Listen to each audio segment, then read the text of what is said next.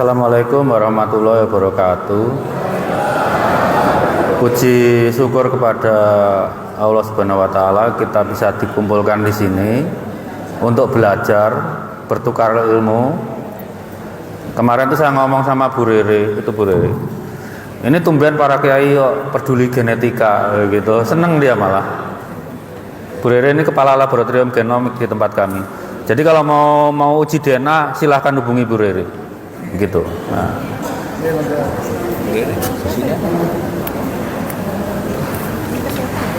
Hah? Apanya? Oh, dikasih ke anu aja, dikasih. Aha.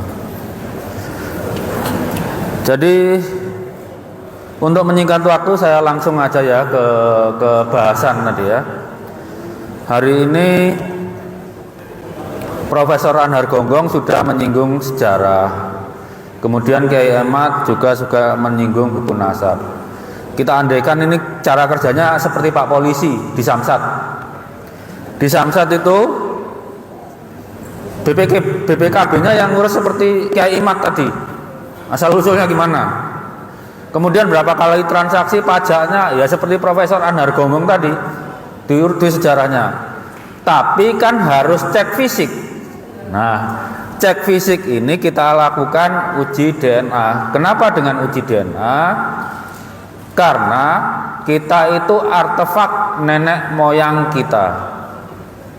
Jadi misalnya saya nih punya mutasi. Itu catatan Tuhan tentang saya. Itu saya wariskan ke anak saya, laki-laki misalnya. Anak laki-laki saya mengalami mutasi lagi. Maka mutasi saya dan anak saya itu diturunkan ke cucu saya, seterusnya itu. Dan mutasi itu ada yang umurnya panjang, ada yang umurnya pendek. Ada yang panjang sampai 1 juta tahun nggak berubah-berubah ada. Ada yang pendek pun hitungannya masih ribuan ya STR itu. Ribuan tahun. Itu yang dipakai menghitung kekerabatan yang jangka pendek. Makanya tadi karena Kiai Ahmad udah nyebut merek ya, saya coba lah, saya dianggap mewakili keluarga aja lah. Kalau saya punya cucu ya, katakanlah 10 generasi ke bawah, mereka itu harus punya mutasi yang terjadi di saya, itu harus. Cara membuktikan saya ada, ya diperiksa mutasi cucu-cucu saya itu 10 generasi. Sama dengan penelitian yang sedang berjalan ini belum selesai. Walaupun mungkin masih bisa didebat, dibantah, silahkan aja. Seperti kita menemukan kode genetiknya Nabi Ibrahim, caranya sama. Yang dari Nabi Ishak diperiksa, yang dari Nabi Ismail juga harus diperiksa. Karena kan dari dua itu. Kalau ada dari anaknya lain lagi nanti ketemu juga diperiksa. Itu penelitian yang belum selesai. Kalau kasus, maaf saya akhirnya nyebut nama ya, oke. Sayyid Ubaidillah itu diakui sebagai kakek moyang Ba'alawi ya. Untuk membuktikannya secara genetika, maka kita harus menemukan penanda genetik itu di setiap cucunya. Punya semua harusnya laki-laki. Itu kewajiban Ba'alawi untuk membuktikan berbakti pada kakeknya. Itu caranya. Karena kalau dia gurus lurus laki-laki, itu haplogrupnya pasti ada yang sama, haplotype-nya ada yang sama, kecuali kalau bayi ketukar di rumah sakit ya mbo. Tapi sepanjang dia hasil nikah atau budak itu harus sama. Gitu. Makanya kalau dalam genetika kita membuktikan nasab jauh ke atas itu bisa. Cuma yang jadi masalah kan interpretasi dengan buku sejarah. Kita periksa kode-kodenya, tapi kan harus dibantu buku sejarah siapa orangnya. Gitu. Nah, sekarang masuk ke apa? Bagaimana materi itu diturunkan. Ayah ibu kita itu punya materi yang untuk nyatat nasab tadi, namanya kromosom. Kromosom ada DNA, DNA itu ada bahan nukleotit dan segala macam lah ya. Dari ayah kita dapat autosom sama kromosom Y. Itu yang dapat cuma anak laki-laki. Yang dapat cuma anak laki-laki. Dari ibu kita dapat autosom sama mitokondrial DNA. Mitokondrial DNA itu kita dapat, tapi anak laki-laki nggak mewariskan ke anak berikutnya. Anak perempuan itu mewariskan ke anak berikutnya. Karena itu kromosom Y bisa dipakai melacak keturunan laki-laki sampai jauh ke atas.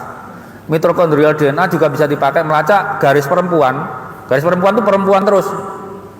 Perempuan terus sampai ke atas. Yang tengah-tengah campuran itu namanya parental. Kadang apa? Mungkin bapak-bapak di sini ini keturunan Wali Songo parental semua ini mungkin. Zigzag. Kadang bapak ibu gitu.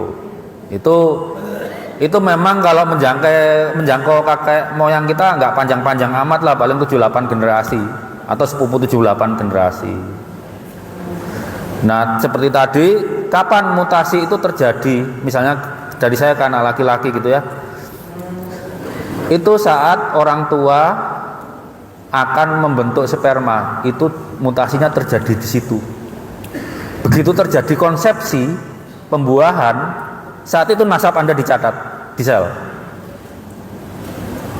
Jadi kalau di DNA nggak ada ribut buku sejaman atau sesudahnya Anda jadi manusia dicatat.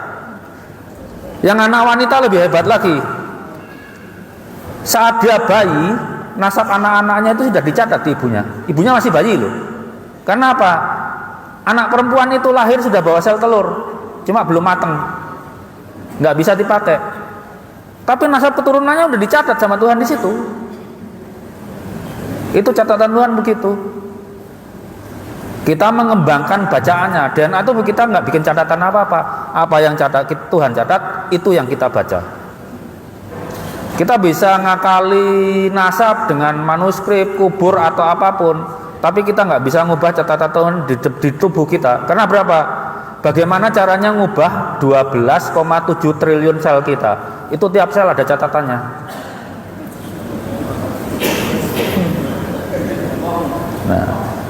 Nah, untuk teknisnya, oh ya, kalau saya ditanya pengetahuan saya genetik dari mana gitu ya. Saya itu teknik pangan. Teknik pangan itu cabang biologi terapan. Jadi kalau saya genetik, waktu S1 dulu pemilihan tanaman. Waktu S2 rekayasa genetika untuk mikrobiologi. Tapi intinya setiap anak yang biologi terapan, pertanian, peternakan, kedokteran hewan, terus apa lagi ya? Mikrobiologi, teknik lingkungan, pasti dibekali genetik. Persoalan nasab ini mereka ngerti bener kok. Pasti ngerti bener. Karena sebetulnya nggak sampai kita dokter turun tangan, nggak, mereka ngerti. Coba dikumpulin anak biologi 10 ngerti semua itu. Nah, ini selanjutnya yang pematerinya Bu Rere. Bu Rere ini kepala lab genomik. Jadi kalau mau uji DNA silakan menghubungi. Nanti kan hasilnya dari lembaga negara ya. Kalau mau tes DNA silakan. Cuma ya ada biayanya, nggak mungkin biayanya. Terus itu Dr. Ari Kain. Beliau itu juga pakar taksonomi, etnobotani ya. Nah, jadi genetika yang berkaitan dengan etnis juga beliau. Dan itu Dr. Sandi itu genetikanya berkait dengan kesehatan. Nanti bergantianlah kami akan menjawab. Saya mencoba untuk menjelaskan secara ilmiah populer tanpa mengurangi isi ilmiahnya. Begini, percaya nggak kalau kita berasal dari satu bapak, Adam? Terus sampai bapak yang Adam itu bapak umat manusia, ada bapak ras manusia, itu namanya Nabi Nuh. Karena pas banjir besar selesai, 3 anaknya menyebar. Ada Sam, ada Ham, dan ada Yafet. Ya. Dan kemudian menyebar ke seluruh muka bumi. Muka bumi memangnya sama? Kan enggak, ada yang padang pasir, ada yang es, ada yang hutan tropik, segala macam. Satu tidak lebih baik dari yang lain, dan itu sudah berpisah selama ribuan tahun. Untuk mengatasi ini,